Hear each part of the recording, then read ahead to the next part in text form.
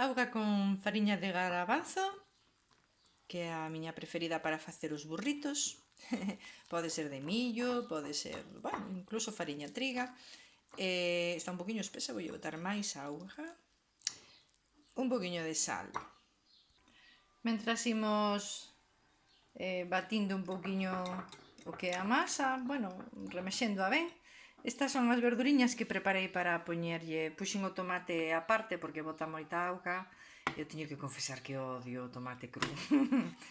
E logo nada, unha ceboliña, un apio, esta é leituguiña da horta, este pemento collido, nada, hai uns minutiños, he cortado, é un pemento pequeno, pero non quería renunciar ao prazer de comer pemento da horta, un pouquichiño de pemento roxo, non se distingue ben, pero aquí hai pemento amarelo, cenoura, e logo aí teño collendo corpo que perdeu un pouco na neveira a nosa rúcula. Entón, nada, facemos as tortiñas de fariña, non? Como se fora, bueno, chámalle burritos, chámalle tortiñas, como queiras, e logo enche cada un no seu prato isto, e a clave está na salsa que vos vou facer ver agora. Ben, pois isto sería unha salsa tzatziki, se non fora que non ten yogur grego, e ben se ve porque é máis líquida, non? O yogur grego da tenda, de todas maneiras, tedes que saber que non é tal, porque lle poñen nata para espesar, en cambio o yogur grego de verdade non se fai así.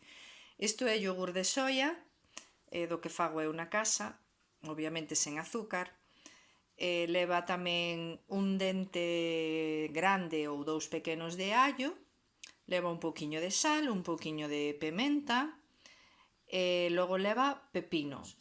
E logo esos cachiños verdes, pois son a erva que tú decidas poñerlle.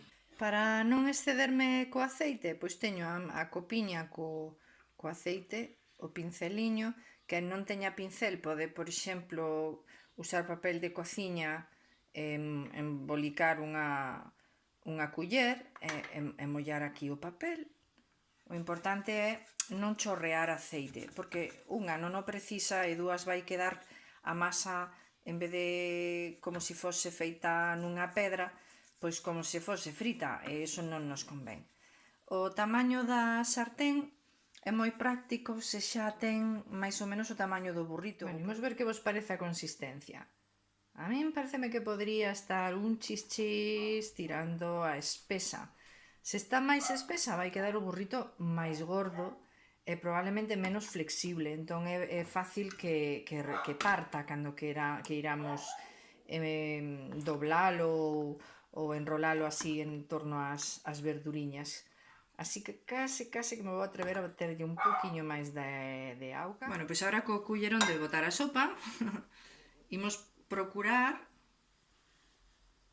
cubrir a sartén, que xa vos digo, máis ou menos do tamaño que quero que me saia o burrito, damoslle así arredor para cubrila ben toda e poñémola ao lume. E aí está o noso primeiro burrito, ou tortiña, ou como lle queirades chamar. Vedes que fai esas burbulliñas. Vale, iso é síntoma de que xa se está pasando do outro lado. Agora está empezando a levantarse aí as burbullas. Entón, con coidadiño, imos mirando, comprobando como está, cunha espumadeira daremoslle a volta. Xa estamos poñendo a mesa e isto xa prácticamente está. 3 por barba van de sobra se as queres encher ben. Bueno, a pinta non é mala de todo, non? Vamos a botar a salsiña por riba. máis, quero máis. Así, guarriberi total, vamos, veña, que non se diga. É verdade que traballar a fariña de garabanzo é un poquinho máis complicado, pero como vedes, pódese deixar perfectamente elástica. Esquecía, enfócame aí os garbanzos, por favor, esquecía os maravillosos garabanzos que cocimos, pelamos, e agora están aquí dentro, e nada, cada un que se apañe como poida para morder esta maravilla.